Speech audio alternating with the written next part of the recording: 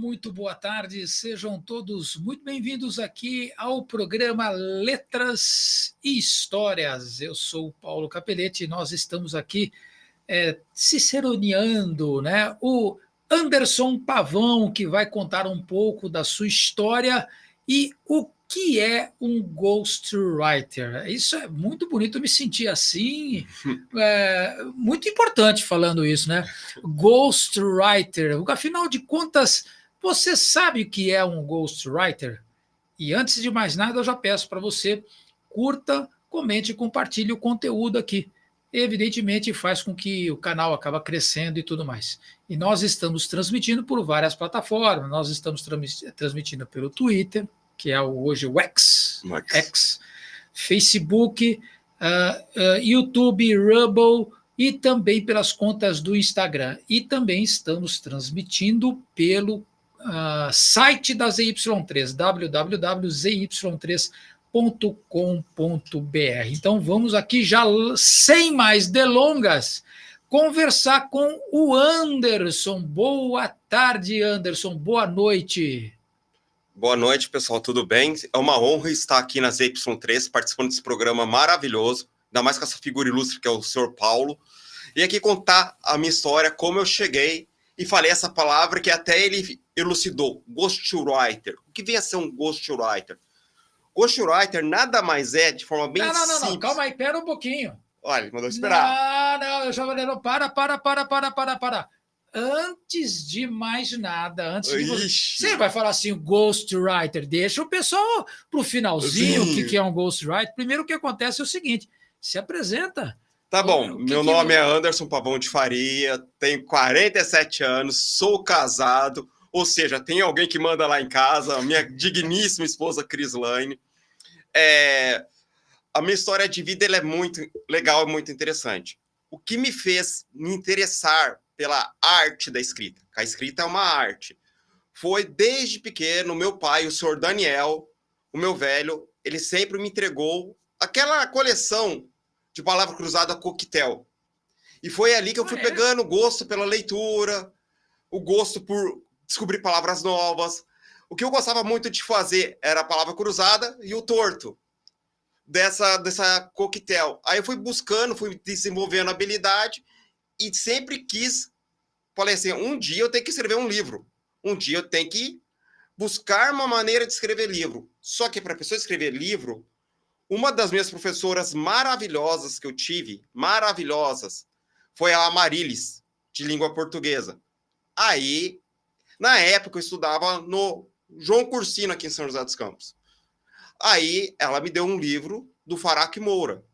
Falou, leia esse livro, que é livro mesmo de ensino médio. E foi lá que eu fui pegando gosto pela leitura, buscando aprender coisas novas, e um dos presentes que eu me dei foi o famoso dicionário Aurélio.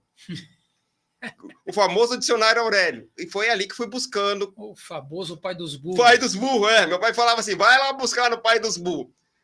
E assim, eu vim de uma família tradicionalmente com uma certa cultura. Meu avô, que também chama Daniel, ele tinha uma biblioteca em São Paulo. Só que eu não cheguei a conhecer meu avô. Só que assim, meu pai sempre falava, seu avô tem a coleção do Júlio Verne inteira. E eu, sem saber quem era o Júlio Verne, fui procurar saber quem era o tal do Júlio Verne. E foi aí que fui buscando o gosto pela leitura. E eu sempre tive em mente, um dia eu vou querer escrever um livro. Um dia eu vou querer ter esse contato com essa arte da escrita, porque escrever é uma arte. E foi aí que comecei a buscar isso daí. Buscar isso aí. Mas diz uma coisa para mim, você sempre viveu da literatura ou você desenvolve outras profissões, ou começou a desenvolver outras profissões? Você colocou aí que você aprendeu, teve o gosto certo. Lá no ensino médio, né? E foi no ensino público. Foi no ensino público. E aí, você já entrou nessa área? Como é que é? Qual foi o seu primeiro emprego aí? Na verdade, não foi. Eu desenvolvi o gosto pela leitura e pela escrita, porque para você ser um bom escritor, você tem que ser um bom leitor. Só que o meu primeiro emprego foi office boy. Foi numa empresa ali na Rua Áurea, no centro, perto dos sindicatos, no Disque Boy Seitilk. Ali foi meu primeiro emprego com 17 anos. Eu entregava correspondência, ia entregando correspondência, só que eu nunca deixei de querer escrever um livro. Só que eu sempre fui adiando essa minha vontade. Tanto é que eu escrevi agora, recentemente, com 40 e poucos anos de idade. Aí eu trabalhei como funcionário público também da Sabesp, aí eu saí da Sabesp. Ah, Sabesp! Sabesp mesmo. Lá em Roseira, aí eu saí, depois eu entrei no DCTA, no CTA, hoje DCTA, eu saí também. Aí trabalhei como montador de móvel, sei montar móvel muito bem, eu depois falei, agora... Eu trabalhava como montador de móvel? Sim, eu sei montar móvel muito bem, tanto é que eu não dou técnica em montagem de móvel. Ah, é? Se a pessoa me chamar para montar móvel, uma coisa que meu pai sempre me ensinou, faça bem feito, fazer uma vez só. Então, quando eu ia montar móvel, eu montava assim, vou montar bem feito, mas não era nem pelo cliente, era por mim mesmo. Satisfação pessoal. Eu olhava para o móvel e falava assim, fui eu que montei esse móvel. E ficava perfeito. Olha só, então tá aí a história de vida do Anderson, que passou por essas fases, e é engraçado, né? Porque provavelmente você viveu como office boy, depois foi trabalhar na Sabesp, servidor público, né? Lá você era concursado? Concursado. Eu prestei concurso para ajudante na época. Aí aqui em São José, como a Sabesp ou pelo menos era estadual, o que acontece? Aí eu não lembro o nome da moça que me chamou lá, deveria ser do RH. Falou, só tem uma vaga em Roseira. Aí eu fui. Roseira. Só que aí eu fiquei um mês e pouco, ela falou, não quero ficar aqui mais não. É muito longe, eu tinha que acordar cedo, tinha que acordar 3 e pouco da manhã, chegar na rodoviária nova, pegar o ônibus 4 e pouco, não conseguia chegar no meu horário lá, mesmo pegando o pássaro marrom, a chefia sempre pegando no meu pé, porque eu não chegava no horário, eu ficava sabendo coisa, vou voltar para casa. Aí eu falei, eu mesmo cheguei, pedi exoneração e vim embora. E depois que você pediu a exoneração, aí você foi trabalhar... No DCTA como militar. Como militar. Uhum. Aí eu saí. Aí você saiu fora. Aí saí fora e. Um espírito inquieto. Nunca para até achar o seu verdadeiro ninho, né? Exatamente. Aí depois eu fui trabalhar como montador de móvel. Aprendi essa profissão com um dos melhores montadores que São José dos Campos já teve. Quem que é? Fala aí quem que é o caboclo. Aldo. Faz o merchan do Aldo. Aldo, você está precisando hoje... de um montador de móvel? Fale com o Aldo. Hoje ele é marceneiro, entendeu? A marcenaria dele é ali na região do Novo Horizonte, do lado do depósito São Mateus. É um excelente marceneiro. Eu aprendi com ele todas as artimanhas da montagem de móvel, no bom sentido da palavra. Legal, bacana. E aí você, então, decidiu escrever livros? Sim. Aí você partiu. Tá, vou escrever livro e vou ver. Qual foi o primeiro livro que você escreveu? As Aventuras do Motoboy? Não foi. Na verdade... Se você for ver, a vida da gente é assim, né? As Aventuras do Motoboy, as Aventuras do DCTA, as Aventuras da Sabesp. Essa é minha vida. Mas você escreveu o primeiro livro? Como é que foi a experiência? Na verdade, foi assim. Como foi a experiência de escrever o primeiro livro? Esse primeiro livro eu posso falar, entendeu? Porque a pessoa ao qual eu escrevi, ela me autoriza, tanto é que ela fez um vídeo falando. Então, mas não foi para você? Não fez o primeiro livro? Meu primeiro não foi para mim. Não foi para você? Foi aí que chega o Ghostwriter. Não, então tudo bem. Então, o que é? O pessoal está aqui perguntando. Calma aí, pera um pouquinho. O pessoal está aqui, a Vanúzia está perguntando aqui, boa noite a todos. Eu andei pesquisando sobre o assunto, pensei em começar um caminho novo. Essa live veio a calhar, diz a Vanúzia aqui. O Antônio Davi está chegando, boa noite, curioso para ver esse programa. Tem aqui no Instagram, cadê aqui no Instagram? O Ramos está falando, o que é essa história de ghostwriter, escritor fantasma? Então, bora lá. O que é um escritor fantasma? Antes de responder, vamos colocar a propaganda? Você quer colocar a propaganda aí? Você quer fazer o merchan? Então vamos soltar a propaganda aí. Ó. Tem uma propaganda maravilhosa, pessoal. Olá, pessoal. Me chamo Anderson Pavão de Faria, falo de São José dos Campos, São Paulo, mais precisamente da barbearia do meu amigo... Alex. Me encontro aqui no bairro das Cerejeiras, na Avenida 4 de Março, 182. Quais tipos de serviço você presta aqui, Alex, para as pessoas ficarem sabendo? Eu faço todos os tipos de corte, desde máquina até tesoura, seja degradê, corte social, faço corte infantil também. E em questão de valores, é um valor acessível? Como é que funciona? Como é que a pessoa chega aqui e fala assim, Alex, tem que cortar meu cabelo. Como é que você faz? Você tem maquininha, Pix? Como é que é a forma de pagamento para o serviço prestado de excelente qualidade do Alex? Aceito dinheiro, Pix, e tem a maquininha de cartão de crédito e débito. E eu também uso o cartão Fidelidade. A cada 5 cortes, você recebe o sexto da faixa. É isso aí, pessoal. Valoriza o comércio, os prestadores de serviço da sua região. Somente assim a sua região, a sua localidade vai prosperar.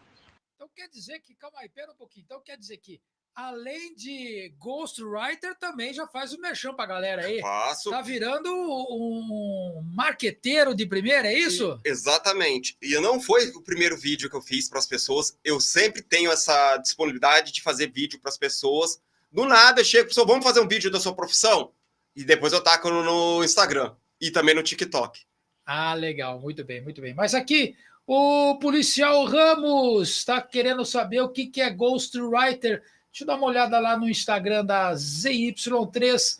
Tá aqui. O que é essa história de escritor fantasma? Que história é essa daí? Mas é o Gasparzinho, fantasminha gamarada. O ghostwriter, ele tem por objetivo, tanto é que ghost é fantasma, writer é escrita fantasma. O escritor fantasma, na verdade, ele é aquele profissional, aquele personagem que escreve o livro para uma outra pessoa.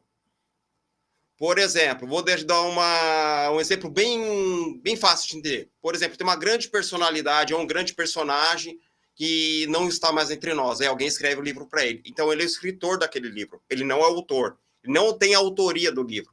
Então, ele escreve o livro para alguém. Pode ser uma pessoa, figura pública, uma pessoa que tem uma linda história.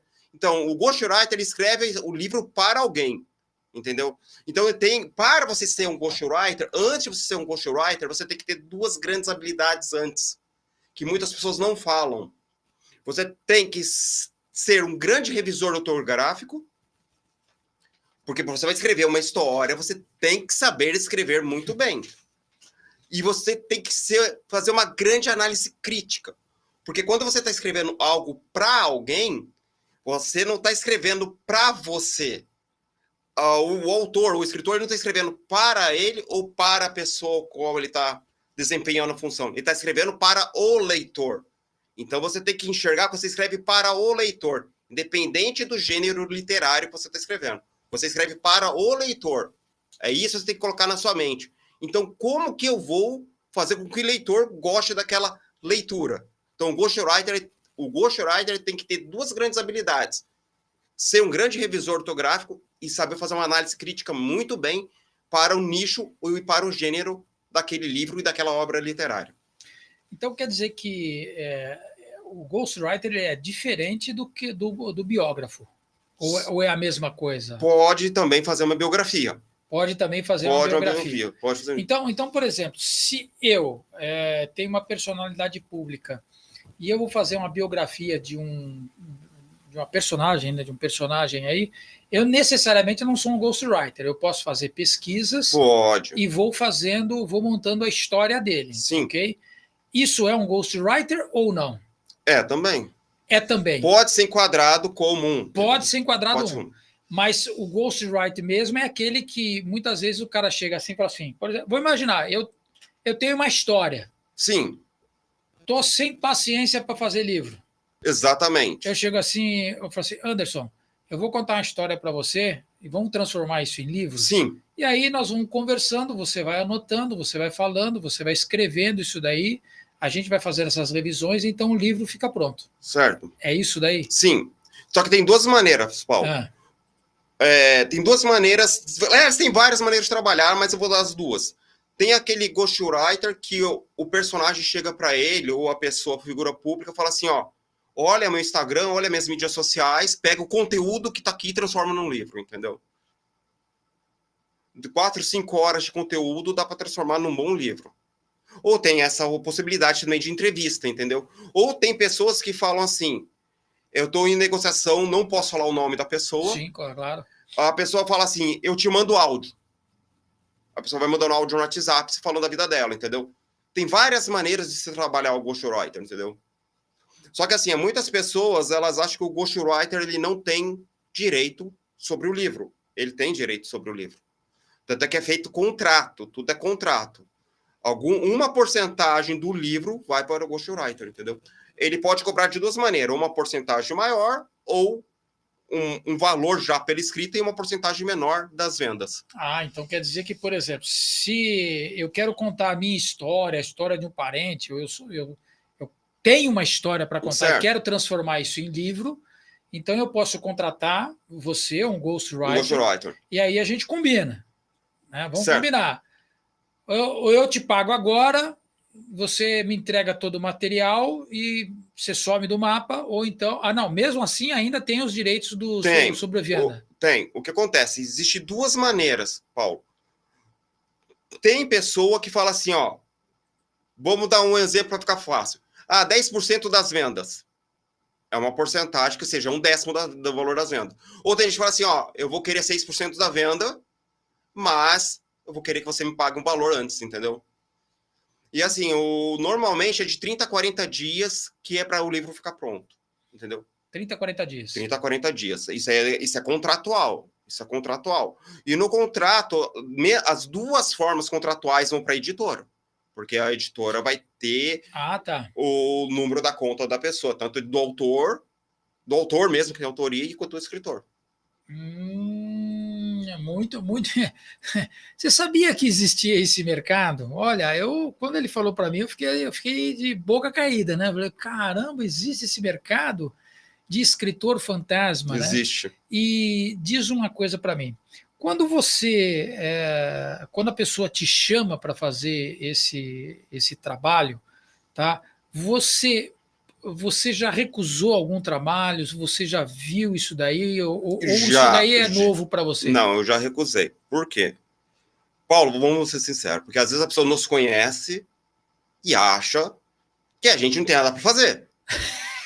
Trabalhar de graça? E joga na sua mão a história e fala assim, e é desse jeito. Não, mas eu digo assim, tudo bem, essa pessoa... Continua, eu já vou fazer outra pergunta. Não, pode fazer, Paulo. Não, porque eu entendi, a pessoa quer que você escreva o livro e fica na faixa. Exatamente. Um livro demora 30 a 40 dias para ficar pronto. Para ficar pronto, você vai ter que se dedicar, você vai ter que colocar suor ali em cima disso daí, né? Mas você já pegou algum trabalho onde fala assim, olha, essa história aí não vira, isso daí não... É pouco conteúdo? Na verdade, assim, por isso que fala arte da escrita, Paulo. Vou te responder. Porque escrever é uma arte. A pessoa pode conversar com você 10 minutos e transformar num livro de 300 páginas. Entendeu? Por quê? Existem recursos hoje que você pode utilizar para escrever. Entendeu? Só que, assim, a recusa de um trabalho, no meu caso, se ela for contra a minha fé. Entendi. Se for algo contra o que eu acredito de forma cristã, eu não faço. Entendi. Agora, se for pessoal da vida da pessoa, aí eu não tenho nada a ver com isso. E você já fez hoje quantos trabalhos desse gênero, assim, de escrever a história para alguém? E você já pegou alguém que o cara tinha uma história bacana, mas às vezes o cara tem dificuldade de escrever, e hoje em dia a galera tá ruim de escrever mesmo, né? Nós fomos, nós voltemos e tá difícil de sair disso daí, né? Porque, na verdade, assim, a escrita, ela requer algumas habilidades da pessoa. Não é apenas chegar, sentar e escrever. Entendeu? Eu dou o conselho, quer escrever, escreve. Mas depois você pede para um grande revisor ortográfico e para um grande pessoa de análise crítica para analisar o que você está escrevendo. Só que, assim, eu já escrevi 3... eu posso falar, porque o escritor fantasma, por isso tem seu nome, escritor fantasma. Não aparece. Ele não pode aparecer. Ele só aparece no contrato lá com a editora e com o autor. Com o autor. Com o autor. Eu posso falar, e por incrível que pareça, o primeiro livro que eu escrevi, eu não cobrei nada. Foi só na... Porque é um grande amigo meu, foi um grande amigo meu, e se é grande amigo mesmo, é Reginaldo, eu posso falar porque ele permite, entendeu? Eu escrevi o segundo livro dele, da história da vida dele. Ele fez um vídeo muito bonito me agradecendo, então. Mas os outros dois eu não posso falar, porque contratualmente a gente não pode falar. Não posso falar. Tá, entendi como é que funciona essa história aí. Outra questão aí que a gente está vendo aí. O mercado de livros hoje. Hoje nós sabemos, por exemplo, que você pode fazer através de um e-book, colocar lá na Amazon, né? Na Amazon, no Submarino, Loja Americana. Você pode colocar essas questões todas, você pode distribuir nessas plataformas. Você pode fazer contrato com uma editora e ela fazer tudo isso para você. Certo.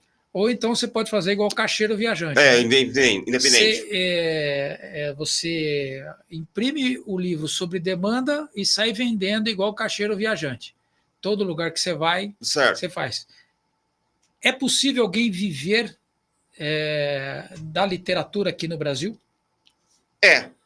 Mas essa é a pergunta! Mas ele tem algumas ressalvas. Então vamos lá as ressalvas. Por quê? Porque é o seguinte, Paulo, vamos ser sinceros, o Brasil é um país continental. Sim. O Brasil lança por mês, isso é provado pela Publish News, 2.000 livros por mês. 2.000 livros por mês? Sabe quanto sobrevive? Acho que 100. 1%. A 2.000 ainda tá bom. A 2.000 Só que desses 200. 1% que sobrevive, 90% não se tornam livros relevantes. Não são... não se tornam best-seller. Best-seller. Para se tornar best-seller, a pessoa tem que enxergar o seguinte, o mercado editorial no Brasil, ele é ferrenho. É uma competição gigantesca. Gigantesca. Vou te falar. Só para você ter ideia, qual é o melhor local para se colocar livro? Você sabe? Melhor local? Para se colocar livro? Na prateleira. Qual prateleira? Aí eu não sei. De aeroporto. Aeroporto? De aeroporto. Rodoviária também não vira ou não? O aeroporto... Rodoviária é grande. Grande. Tá, esses grandes terminais. Mas o melhor mesmo é aeroporto. Você sabe quantas editoras no Brasil têm força para colocar livro dentro de um aeroporto? Eu acho que 1 ou 2. 5. 5? Não vou citar nomes, é só você procurar. É só 5 editoras que têm condição de colocar no aeroporto. No aeroporto. Ou seja, a força que ela tem é gigantesca para colocar dentro do aeroporto. Aí eu te faço uma pergunta. Quantas pessoas hoje conseguem colocar o livro nessas 5 editoras? Muito pouco, né? Outra pergunta. Quando você vai lançar um livro no Brasil, você tem que entender as estações que o livro vende. Você tem que entender o mercado editorial. O mercado editorial, ele tem datas, ele tem prazos. Por exemplo, não adianta eu querer lançar um livro agora em janeiro, sendo que não coloquei numa Flim, numa Flip, não vou colocar numa Bienal. Ano que vem vai ter a Bienal em São Paulo. Meu livro vai estar na Bienal. Então você tem que enxergar o momento exato de você lançar seu livro. Entendeu? Tem momento exato, tem local exato, porque o meu livro, ele está pronto, ele já está digital, ele no físico ainda não chegou. Só que eu já vou colocar ele na Bienal, ano que vem em São Paulo, para você ter visibilidade, entendeu? O pessoal saber que o seu trabalho existe. Existe. E tem que despertar a curiosidade do leitor. A famosa materialidade do fato. Materialidade, entendeu? Né? Uhum. E diz uma coisa, você está falando aí, uma coisa que eu tenho percebido, por exemplo, eu acompanho alguns youtubers. Os influencers. Os influencers. E eu vejo os caras vendendo livro. Principalmente o pessoal mais conservador, né, que a gente acaba acompanhando e tudo mais. O cara monta a livraria dele lá e vai vendendo aquilo ali dentro. Né? Esse mercado também é um bom mercado ou não? Esse nicho é. Isso. Por quê? Todo nicho é bom. Todo nicho é bom. A questão é como você trabalha dentro desse nicho.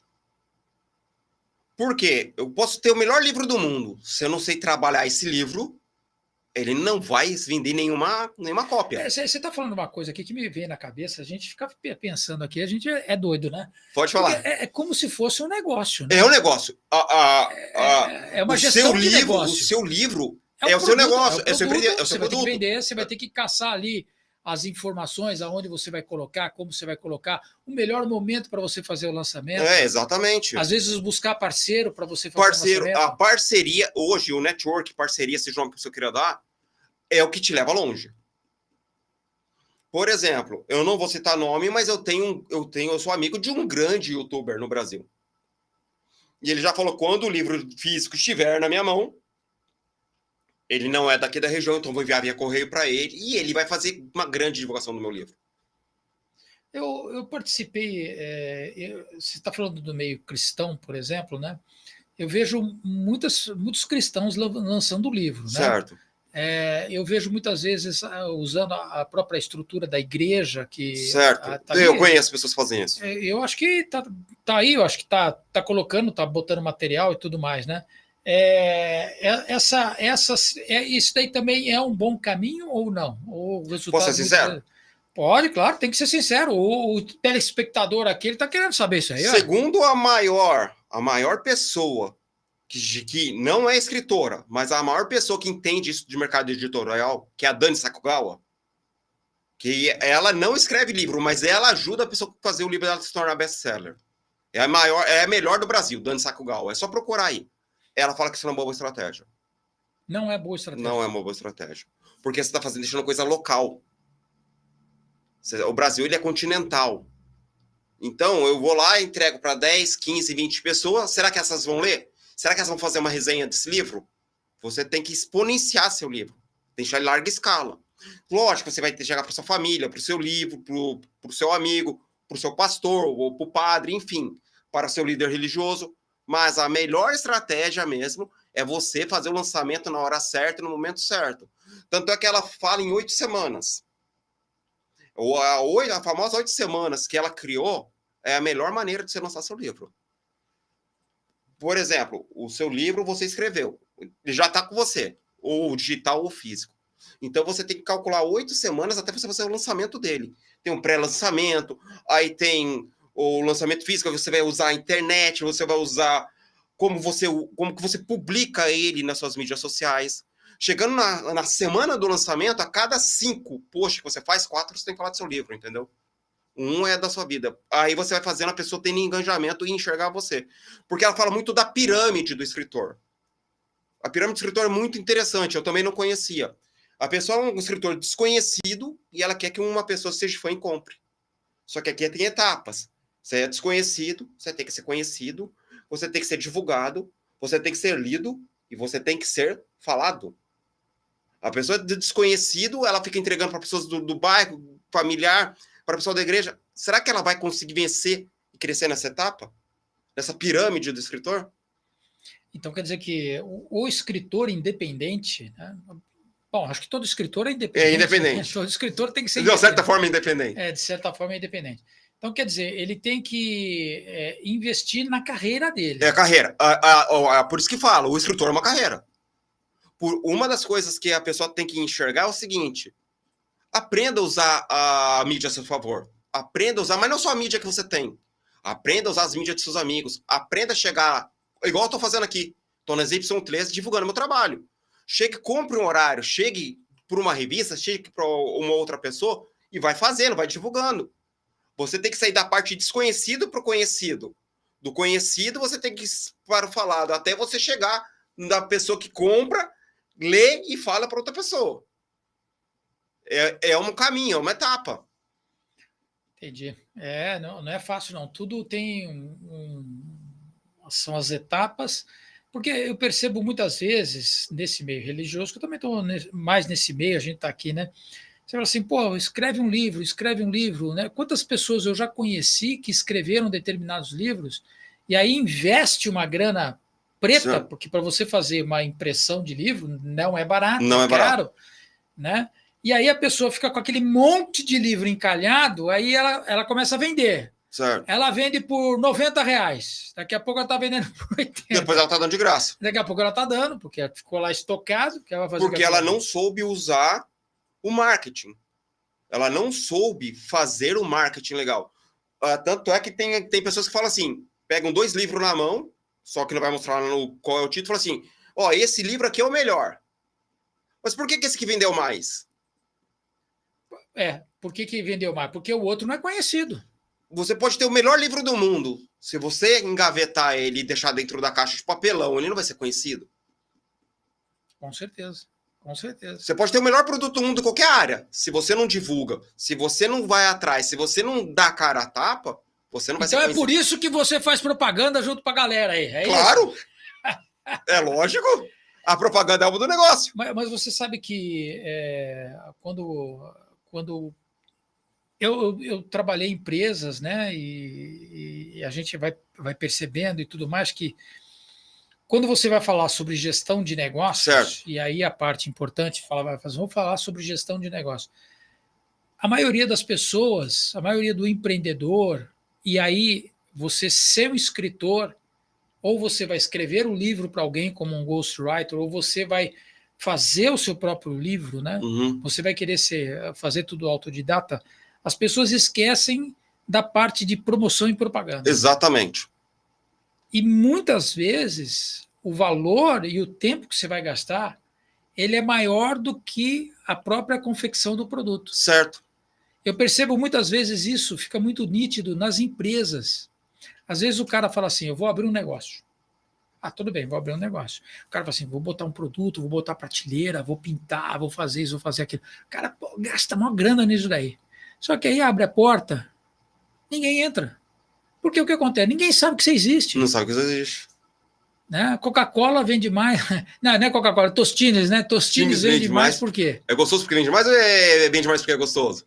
Isso. E essa parte de pós-produção do livro, tá, que você está colocando aqui, a margem do livro, tá? Ele é uma margem vantajosa de recursos? Sim. Porque sempre falaram para mim que escritor ganha pouco, a não ser que ele venda os direitos autorais daquele livro para alguém. Certo. Aí ele recebe o valor antecipadamente. Certo. Aí ele vendeu. Aí ele pode até ficar com uma quirelinha, não é isso? Dependendo do contrato que é feito. Como é que funciona essa parte aí? Como é que explica aí? O que acontece? Direito autoral. Vamos falar de direito autoral, tá bom? Direito, quando a gente fala de direito, a gente tem que lembrar de lei. Então tem uma lei que rege. Então é o seguinte, quando a gente está falando de lei, você tem que entender que a lei é para os dois lados. O que acontece? Quando eu escrevi o meu livro, pelo menos no meu caso, na editora que eu estou fazendo, é 50% para mim, 50% para a editora. Então, a vendagem do livro eu fico sabendo se vendeu, se não vendeu, quanto que vendeu, entendeu? Por quê? A editora, a pessoa pode falar assim, a editora vai pegar meu livro. Pode ser que aconteça? Pode, mas não é vantajoso nem para a editora. Porque a editora quer que no seu livro tenha um selinho do best-seller, entendeu? Porque se naquela editora o seu livro tem best-seller, foi através daquela editora, entendeu? Então, a Publish News, a Veja, ela consegue perceber e rastrear quando um livro é best-seller. Então, você tem que correr atrás também. Não é só escrever um livro, jogar para a editora, pagou a sua parte, tchau. Você tem que fazer valer o seu suor e o tempo que você escreveu aquele livro. Sendo ghostwriter, sendo autor, você tem que fazer valer isso. Tem escritor que 99% dos escritores, o livro não vai morrer. Isso é pesquisa. Por que tem aquele 1% que o livro não morre? Porque ele está constantemente falando do livro. Constantemente. Então, qualquer negócio, foi igual o Paulo falou. Você vai lá, faz seu negócio, você monta, pinta, coloca prateleira, não sei o quê, e não divulga. Você tem que divulgar. A propaganda é uma do negócio, mas divulgar da maneira certa, no local certo e nas pessoas corretas. É isso que tem que ficar na mente de vocês. Nas pessoas certas, no local certo e na hora certa. E no prazo certo. Cada negócio tem seu prazo certo. No caso dos livros, é Flip, agora Bienal em São Paulo, você tem que saber o local certo. Estar perto de escritores também ajuda muito. Numa roda de conversa, tem escritores que se unem junto. E isso também vai fazer o seu livro impulsionar, entendeu? Porque quem mais faz livro impulsionar é os próprios escritores. Então são eles que é o filho... Você tem que dar comida para o filho, leitinho para o filho, exatamente. Senão o filhinho morre na míngua, né? Na míngua. Então, você colocou um valor aí que eu achei interessante, por exemplo, que tem 50%, 50% do lucro do livro, né? Quando você pega com a editora e você divide meio a meio. meio ali. Mas a margem de um livro, por exemplo, quando você vê ali, por exemplo, eu vejo lá na Amazon, eles cobram um percentual. Então, exemplo, do percentual. Eu não lembro quanto que era, acho que era 10%, 11%, 15%, que é o valor de venda, e depois eles cobram também uma taxinha na entrega. Na entrega, né? Então, compensa mais fazer negócio com essas plataformas digitais ou colocar o livro físico para entregar ou fazer só negócio com a editora? O que acontece, Paulo? Excelente pergunta. Pessoal, essa pergunta que o Paulo fez é uma excelente pergunta. Por quê? Porque é o seguinte, vamos falar da Amazon. A Amazon é mundial. A Amazon é mundial. Aí tem Submarino, tem loja americana, hoje tem a plataforma iClap. Depende do que você quer. Mas eu aconselho você colocar numa plataforma gigante. Porque a conversão disso para você depois vai ser gigante. Só que, em contrapartida, a Amazon não vai trabalhar sozinha. Ninguém trabalha sozinho. Sabe, aquele estado sozinho não dá? Você tem que fazer a sua parte. Você tem que investir tempo. Tempo é dinheiro. Você tem que investir seu tempo. Se você quer ROI, que é retorno sobre investimento, você tem que investir. Retorno sobre investimento. Então, você tem que investir tempo, suor. Às vezes, você vai ter que deixar de fazer algo que você gosta, porque no futuro isso vai te dar retorno. Mas você tem que fazer agora. Vai e coloque em tudo quanto é tipo de plataforma. O retorno vai vir. Deixa eu ver aqui uma outra pergunta aqui. Deixa eu ver, dar uma olhadinha aqui. Se num país como o nosso, tá? Onde 70% dos jovens hoje em dia, 70% não, 50% dos jovens não sabiam, como é que foi o PNAD aí, que deu 70% dos jovens não sabem matemática, né? Não sabe. Não sabe matemática. E você vê que, uma outra curiosidade, tem uma conhecida minha, que ela trabalhava numa multinacional e ela dava aula à noite de literatura inglesa, certo, numa universidade. Então ela gostava de fazer isso, ela dava aula de literatura inglesa. Aí chegou um determinado momento que ela tinha que ensinar o aluno a fazer interpretação de texto. Exatamente. Depois a coisa foi piorando tanto que ela tinha que ensinar o cara a escrever, porque nem ler o cara sabia, quanto mais escrever. No mercado como hoje, compensa mesmo assim, sabendo que você tem esse tipo de problema? Compensa. Posso te responder? Pode. Posso ser bem aberto, bem sincero? Pode. O que acontece é o seguinte, Paulo, você falou uma coisa muito interessante. Só que o Brasil, ele tem 200 e poucos milhões de habitantes, não tem? Tem 200 milhões de habitantes. Então, menos 70%, menos 50%, sobra aquela outra parcela. Você pegar aí, por exemplo, 50% daria 100 milhões. Vamos imaginar que é 50%. 25% de pessoas que estariam dispostas a comprar um livro daria aí 25% daria 50 milhões, mais ou menos. 50 milhões de brasileiros. E você tem um mercado gigantesco cedendo de conhecimento. Você tem um mercado querendo absorver conhecimento. E é verdade o que você falou. Vou voltar no que você falou. O brasileiro não sabe interpretar texto e nem compreender texto. São coisas distintas. Não sabe interpretar e não sabe compreender. Só que você pode fomentar isso. Nós podemos fomentar isso da melhor maneira possível. E está nas nossas mãos. O Brasil lança 2.000 livros por mês. Por que será que só 1% vinga? Não é só porque o brasileiro não lê. É porque não está sendo feita a divulgação correta. Vamos fazer a divulgação correta aqui? Vamos imaginar que desses 2.000, 1.000 consiga vingar. Imagina onde esses 1.000 livros podem chegar. Nós temos uma grande oportunidade na mão de fazer isso fomentar. Tá aí, né? Você que está interessado, como a Vanusa colocou aqui, que ela está interessada, né, em entrar nesse mercado, e é assim, né? O ser humano, ele sempre ele vive o relacionamento dele, nós sempre estamos tentando entender e compreender a história do outro, porque a gente acaba também se vendo na história do outro. Então, isso das redes sociais, por exemplo, que é o boom, né? Do YouTube, Facebook, Twitter, por quê? Porque você está sempre fazendo relacionamento, você está sempre conhecendo uma história a mais e aquilo acaba sendo inspirador para você mesmo. E o livro tem um mistério. Certo. qual é o mistério do livro? Você ler o livro fisicamente, ele é diferente de você assistir vídeo e filme. Certo, isso é verdade. Isso é verdade? Você poderia discorrer um pouquinho mais a Posso. respeito desse assunto? Por que desse mistério que o livro físico, eu sempre digo, o livro físico é bem melhor do que você ouvir uma história num vídeo, em alguma coisa assim?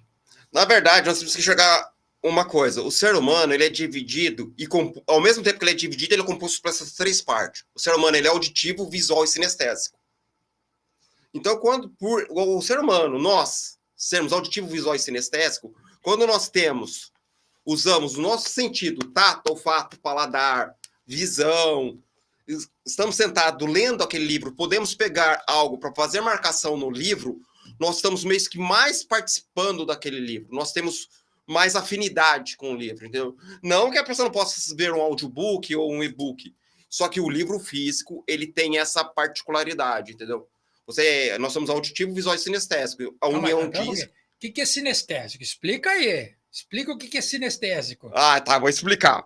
Nós somos auditivo, visual, ou seja, nós ouvimos e auditivo nós vemos e visual nós sentimos. O sinestésico é a pessoa que toca, sentido, paladar. Nós temos 5 sentidos, nem 5 sentidos. Olfato, audição, visão, paladar. Deixa eu ver se eu lembro deles. Olfato, visão. Nós temos olfato, visão, audição, tato e paladar. Tato e paladar. Então, isso é um ser auditivo, visual, sinestésico. É a união desses 5 sentidos que faz com que a gente tenha mais contato com o físico, porque o toque também faz parte da vida. Você tocar, você abrir, você folhear o livro, você pegar e marcar o que você gostou, isso também faz parte do conhecimento para você aprofundar. É como se estivesse participando mais integralmente do livro. E é uma coisa interessante, porque quando você está lendo um livro,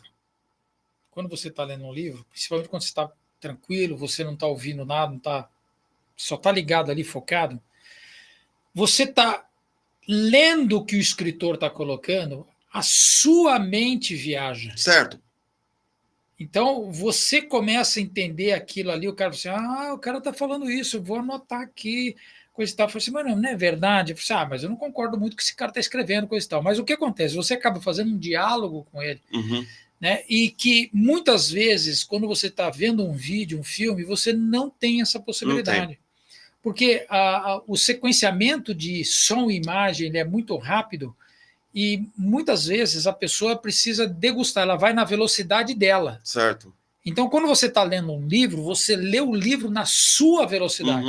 Quando você está vendo um vídeo, você está participando de alguma coisa nesse sentido, você tem que andar na velocidade dele. E outra, o processo da construção mental, o imaginário, né?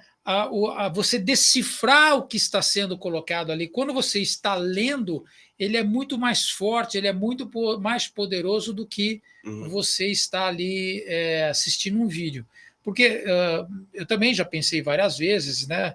Já fiz materiais didáticos e tal, e a gente percebe que quando você faz uma apostila física, ela te dá muito mais um rendimento para o aluno do que quando você transforma aquilo em vídeo. A gente está em mania de vídeo, né? Tudo é vídeo. É vídeo para cá, é vídeo para lá, vamos fazer vídeo, vamos fazer live, Isso é tudo muito bom, isso é muito importante, né? Porque você está trocando ideias. Certo. Ali você está trocando. O que nós estamos fazendo aqui? Nós estamos trocando ideias. Certo.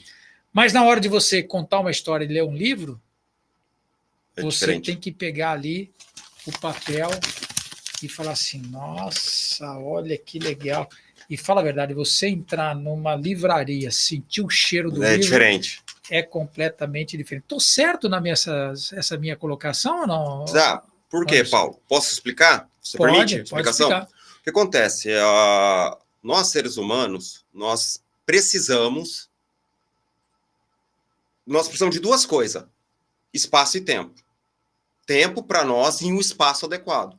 Isso que ele falou da livraria é muito importante, porque o cheiro da livraria, você está naquele ambiente, você vê pessoas estando naquele ambiente, também lhe faz bem, entendeu?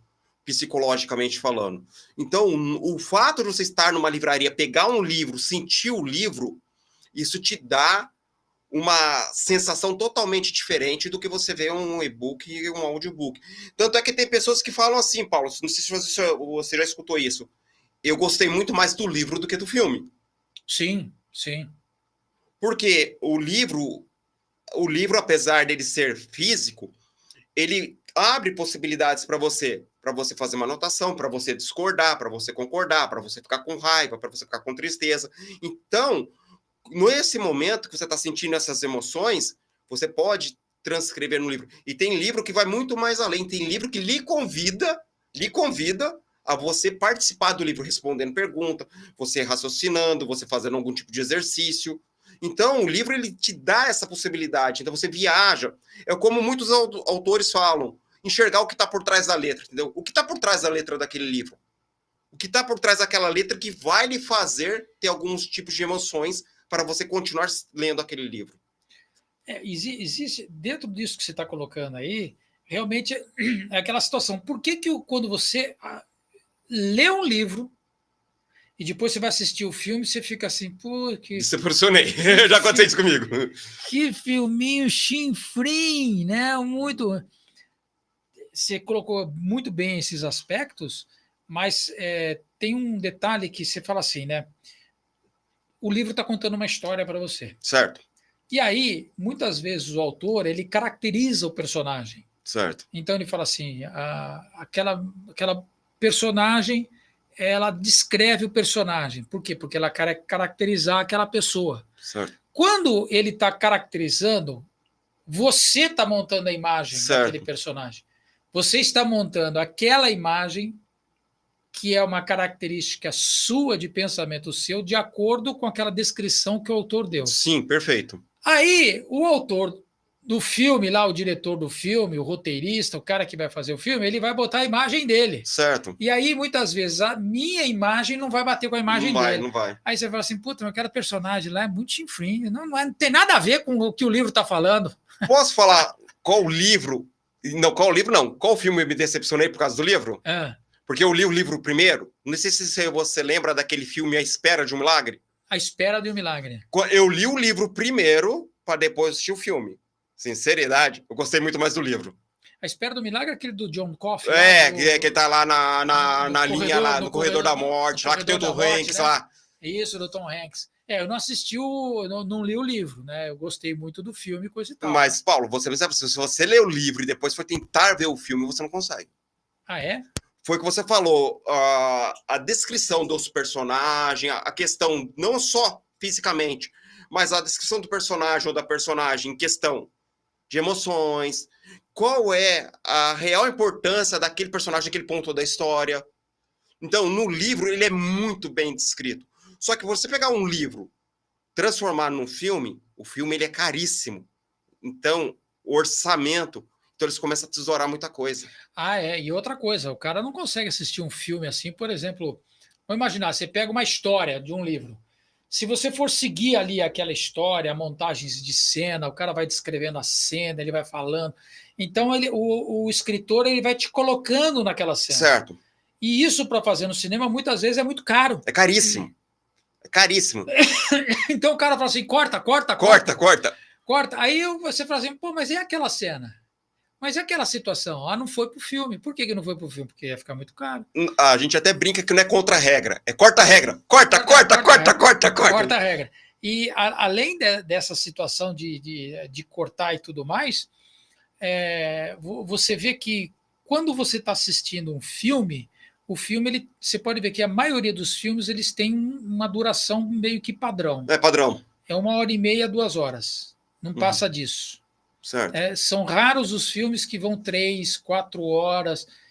Já cansa a pessoa. Então, no livro, como você não lê um livro em 4 horas, você vai lendo o livro diariamente. Então, você vai construindo aquela história ao longo do tempo. Certo. Né? E no filme, o cara não vai ficar ali 6 horas assistindo aquele negócio. O cara desmaia. Paulo, posso te dar uma informação? Pode dar uma informação aí. Você sabe quanto foi feito... Só para você ter uma ideia em questão de horas. Qual foi a projeção que eles fizeram se fosse fazer A Espera de um Milagre do jeito que está no livro? Não. Mais de 6 horas. 6 horas? Mais de 6 horas. Não tem como, né? Quem vai ficar 6 horas no cinema, né? Não é isso. 6 horas você passa 3 filmes, ou pelo menos passa 2, né? Vamos pensar assim. O cara pega ali um filme de 1h30, 2 horas, aí você tem um intervalo para dar uma limpada no cinema, trocar a turma, botar 6 horas, você está falindo o cinema. Não dá. Nem comercialmente, nem para a empresa lá que fez o filme, nem para o cinema e nem para a pessoa. E nem para a pessoa. Então, esse tripé tem que ser enxergado. O tripé, empresa que fez, cinema e para o usuário que está assistindo. Para o usuário que está assistindo. Isso. Tá aí, ó, gente. Olha, eu vou falar algo para vocês assim, é algo muito legal, né? O São José dos Campos, 180 graus, Edenilson, né? Boa noite a todos aí. Parabéns aí pelo programa. Tá colocando aqui a Suzana, tá? E olha, eu vou falar para você, é algo assim surreal, é algo que eu vou falar assim, eu estou amando, como diz o pastor Toninho, eu estou amando esse programa aqui, porque realmente nós precisamos falar desses assuntos, né? E hoje você ficou sabendo o que é um ghostwriter, mas daqui para frente nós vamos falar sobre livros. Isso é muito bom. Contar histórias de livros. Resenhas. Eu, inclusive, falei com quem que eu estava falando? Falando da Ivone, o marido dela, por exemplo, conhece tudo sobre cinema e cinema cristão. Isso é muito bom. Eu falei, tem que trazer esse cara aqui para falar a respeito dos filmes, dar dicas e tudo mais. Seria uma boa junção entre cinema e livro. Cinema e livro, né? Mas o cara tá enrolado lá, né? Então tá parecendo rocambole, né? Tá enrolado, então não adianta a gente trazer gente enrolada para cá que não vai resolver a vida aí, entendeu? Mas diz uma coisa, ghostwriter, tá? Qualquer pessoa tem uma boa história? Todo mundo tem uma boa história. Todo mundo tem uma boa história? Por quê? Ou o escritor que está vendo aquela história, ele pode pegar coisas simples e às vezes até uma vida pacata e transformar em uma boa história. Posso responder de uma outra forma? Pode aí. Ó. Posso dar uma apertada aqui? Pode. Tem um livro que ele é muito simples e ele foi muito bem vendido. Entendeu? Aquele Pequeno Príncipe. Pequeno Príncipe. É um best-seller. É um best-seller. Mas a história é simples. É. A questão é, todo mundo tem uma história. E todo mundo tem uma história bonita. A questão é, se o ghostwriter ele vai ter a sensibilidade suficiente para enxergar aquilo e transformar num livro. É o caminho, entendeu? Todo mundo, você tem uma história linda, tenho certeza. Ou como você citou, o Antônio tem uma história linda. Essa pessoa que você falou que é o rocambole, que esqueci o nome, também tem uma história linda. O rocambole tem uma história linda. Todo mundo tem uma história linda. Você que está assistindo o programa, você tem uma história linda, até muitas das vezes mais bonita que a nossa. É só você colocar para fora para um ghostwriter transformar num livro. Transformar num livro. Tem esses... Se você pegar, por exemplo, esses vídeos, a gente for falar de cinema, né? Se você pegar boa parte dos filmes, que são grandes histórias, eles estão baseados em livros, né, e histórias pessoais. Sim. Ou fatos verdadeiros. Né? Por exemplo, eu gosto muito... Eu gosto de ficção, né? Já li alguns livros de ficção, né? E tudo mais, mas o que eu gosto mesmo é de história de pessoas. Sim. De fatos verdadeiros, né? Não de contos da carochinha, apesar que tem algumas coisas que são interessantes, porque o escritor ele pega uma história para contar alguma coisa, contar algo que está no plano de fundo, uma âncora, ele põe uma historinha ali para ele poder trazer uma situação que está sendo colocada, né? Então é algo assim muito interessante isso daí que você colocou, né? Que é o escritor que tem a capacidade de pegar aquela realidade, feeling, e transformar isso numa grande história. Certíssimo, é isso mesmo, Paulo. É isso, eu disse tudo. Anderson, estamos chegando ao final. 1 hora voou nessa Graças ao maravilhoso bom Deus. 1 hora voou aqui, né? E no próximo programa, o que você está pensando em trazer? O próximo programa, aí Vamos deixar para o próximo programa. Peguei você de calça curta? Não, eu já tenho em mente, mas eu tenho que falar com uma pessoa antes. Entendi. Vai ter que convencer alguém para poder... Exatamente. fazer. Legal, bacana.